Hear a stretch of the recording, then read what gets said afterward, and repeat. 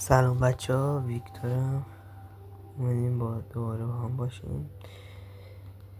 بچه ها از اینجا به مردم ایران، مردم ازشون تسلیت میگم، کسایی که خودشون فدا کردن. من بازم با یه ویدیو دیگه. بچه ها یه روزی هستی که فری فایر محدودیت خورده و بعضی با فیلتر هم وارد میشن، بعضی هم که وقتی وارد میشن وارد بازی نمیشن و بعضی هم وارد میشن میتونن بازی رو اس کنن. یعنی الان برای من بالا میاد نمیتونم اس کنم. الان کاستوم ها میان، کاستوم ها نمیشه اس کنی. الان با گفتیده کاستوم رو بیارم. کاستوم هم هر اس کنی میندازنت بیرون.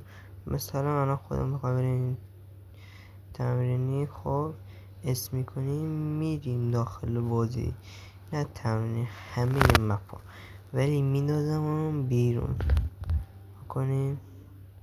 همه مپا همین جوری هم رنگ همه چی میره داخل بازی، خب ولی میندازم بیرون. دیدین میندازیم بیرون. بچه کسایی که اینجوری مثل من اگه راهکاری چیزی بلدن بگن که بتونیم گیممون رو بازی کنیم. خیلی ممنون میشم. تو کامنت هم بنویسیم بچه ها حتما.